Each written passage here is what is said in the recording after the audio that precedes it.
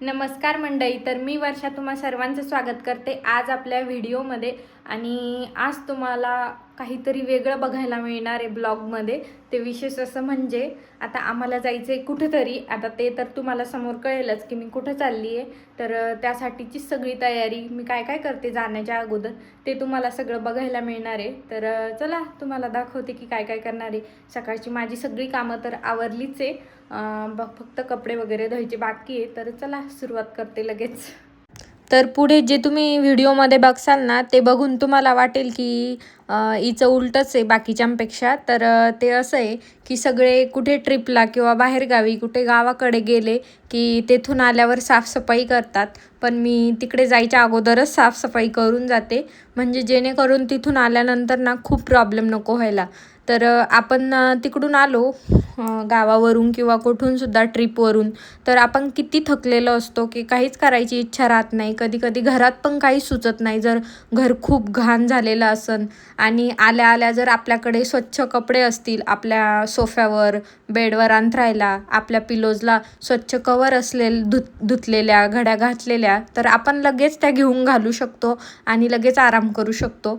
तर हे तर माझा एक म्हणजे वेगळे विचार म्हणा की काही म्हणा, पण मी नेहमी असंच करते. आता आम्हाला बऱ्याच दिवसासाठी जवळजवळ 1 महिन्यासाठी तरी जायचं आहे. त्यासाठीच म्हटलं चला गाद्यांच्या कवर्स, बेडशीट्स, पिलो कवर्स, पायपुसण्या हे सगळं धुवून घेऊ. आणि हे जे मी आता सेकंड बेडशीट्स किंवा कवर बदलेल ते तर नंतर आरामात आल्यानंतर किती पण दिवसानंतर आपण धुवू शकतो, कारण रेडी आपल्याला असतं ते ऑलरेडी स्वच्छ असलेलं, त्याच्यामुळे एवढं काही टेन्शन नसतं. तर मी तरी नेहमी असंच करते. जर मला कुठे जायचं असलं भरपूर दिवसासाठी, तर घरातलं बरंच जे मला आल्या लगेच लागतील गोष्टी किंवा लगेच वापरात असतील तर त्या मी स्वच्छ करून जाते, जेणेकरून तिथून आल्यानंतर त्यावर एक हात जरी फिरवला तर लगेच माझं काम सोपं होतं त्यासाठी. तर आता आम्हाला जायचं आहे गावी आणि भरपूर दिवसासाठी जायचं आहे. तर ह्या ब्लॉगमध्ये तुमच्यासाठी एक प्रश्नसुद्धा आहे की तुम्हाला गावाकडचे ब्लॉग्स बघायला आवडतील का. आणि आता आम्ही गावी जातो आहे, तर तिकडचे जर तुम्हाला ब्लॉग्स आवडले तर मी नक्कीच रोज शेअर करायचा प्रयत्न करेल. आणि जर आमचं गावाकडचं आयुष्य तुम्हाला आवडलंच तर. आणि आता गावाकडे जायचं आहे आणि भरपूर दिवसासाठी जायचं आहे. तर सायसुद्धा साचलेली होती, म्हणून त्याचं लोणी करून घेतलं. म्हटलं एकदा तूप वगैरे बनवून रेडी झालं की मग आपल्याला खराब व्हायची भीती राहत नाही ती साय. तर लोणी वगैरे करून घेतलं. आणि आता मी अगोदर सांगितल्याप्रमाणे आता माझ्या रोजच्या वापरात हे रॅक तर खूप वापरात आहे माझं. आणि ते गॅसच्या ओट्यावर असल्यामुळे ना पूर्ण मी भाज्या वगैरे जे करते ना त्याची वाफ पूर्ण त्यावर जाते आणि ते चिकट होतंच. तसं मी 10-15 दिवसाला किंवा महिन्याला तर माझं स्वच्छ करणं सुरूच असते. आता तुम्हाला पण माहीत असेल, तुम्ही जर मला आधीपासून फॉलो करत असाल तर, की माझं सगळं स्वच्छ ठेवायचे प्रयत्न असतात आणि मला आवडतंसुद्धा ते.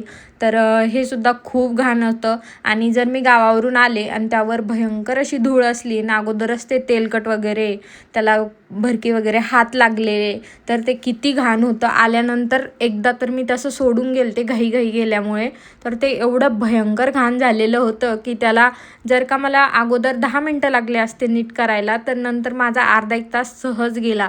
त्यामुळे मला जर शक्य झालं तर मी कधीच तसं सोडून जात नाही. मला जे होईल ते मी सगळं करून जाते.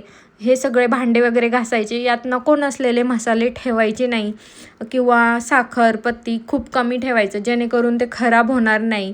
आणि तेलाच्या बॉटल्स वगैरे पण स्वच्छ करून जाते, जेणेकरून ते खूप असं ऑइली नको व्हायला. तसं ऑइलवर जर का धूळ बसली तर ते खूपच घाण होतं त्याच्यामुळे. आणि घरात जे कपडे आहेत जे आपल्या वापरात नाहीत ते पण मी फोल्ड करून कपाटात ठेवते. पिलो कवर्स, बेडशीट सगळं व्यवस्थित फोल्ड करून कपाटात ठेवते, म्हणजे आपण जर तेथून आलो गावावरून ट्रिपवरून की लगेच स्वच्छ सगळं असलेलं आपण लगेच यूज करू शकतो. तर यामुळे ना मला खूप सोपं जातं. आणि तिथून आल्यावर कितीसुद्धा थकलेली असले ना तर एवढं काही वाटत नाही हे सगळं रेडी असल्यामुळे. तर आपल्याला लगेच इझी पडते स्वयंपाक वगैरे करायला, म्हणून मी हे तर नेहमी करून जाते.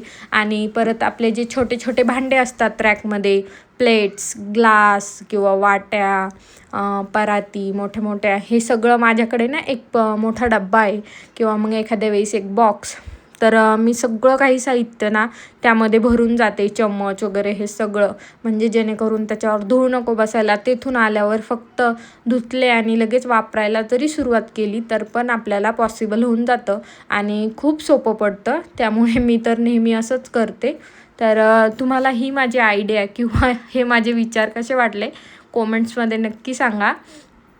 तर आता छोटे छोटे भांडे तर घासून झाले, पण मी ह्या बॉटल्सना दुसऱ्यांदा घासते. पहिल्यांदा जेव्हा मी यूज करायला सुरुवात केली होती तेव्हा तर सिंपल पाण्यानेच धुवून ठेवल्या होत्या मी, तेव्हापासून घासल्याच नव्हत्या मी बॉटल्स. तर आता असं वाटलं होतं त्याला खूप खराब हात लागलेले होते, खराब झालेल्या होत्या, निघेल का नाही. पण मी एक इझी ट्रिक वापरली. गरम पाणी करून टाकलं आणि त्यामध्ये निरमा पावडर टाकला तर त्या लगेच निघून गेल्या. काहीच मला त्रास झाला नाही त्या बॉटल्सचा. नाहीतर मला घ्यायच्या अगोदरसुद्धा वाटत होतं की त्या अवघड जातील मला घासायला वगैरे, मेंटेन करायला, पण तसं नाही. तर आता भांडे वगैरे तर झाले, पण आपलं नेहमीच्या आणि रोजच्या वापरात फ्रीजसुद्धा असते. तर म्हटलं एक हात त्यालासुद्धा मारूया, कारण आता ते बरेच दिवस बंद राहील. ते सुरू जरी असलं आणि वापरात नसलं तर एखादी गोष्ट तिथे असली तर ती खराब होती आणि त्याचा डाग लगेच फ्रीजला पडतो. तर म्हटलं एकदा ते सुद्धा पुसून घेऊया. कसं पुसलेलं असलं की तेथून आल्यावर वास वगैरे लागलेला नसतो फ्रीजला. नाहीतर एखादी वस्तू सांडलेली असते, काही खरकट वगैरे असलं तर त्याचा लगेच वास लागून जातो फ्रीजला. त्यामुळे मी नेहमी पुसून जाते आणि एरवी तर मी पेपर वगैरे सगळं टाकते, पण आज नाही टाकत आहे. आता बराच वेळ झाला माझं सुरू आहे, तर मला थकल्यासारखं पण होते. म्हणून म्हटलं चला जाऊ द्या, आजच्या दिवस फक्त पुसून घेते मी. आणि बाकी अजून कपडे प्रेस करायचे, जे नको असलेले ते कपाटामध्ये ठेवायचे, वरती काहीच ठेवायचं नाही. हे सगळं मी करून जात असते नेहमी. आता हे जायच्या अगोदरची मेहनत ना कोणालाच दिसत नाही, पण यावेळी ब्लॉगमुळे सगळ्यांना दिसणारी ही, जे ब्लॉग बघतील त्यांना. तर असं आहे माझी गावाकडे जाण्याची अगोदरची अशी तयारी असते. तर तुम्हाला कशी वाटली कमेंट्स करून नक्की सांगा. आणि व्हिडिओ आवडलास चॅनलवर सबस्क्राईब करा आणि व्हिडिओला एक लाईकसुद्धा करा. तर चला भेटू अजून एका छानशा व्हिडिओसोबत. तोपर्यंत बाय बाय.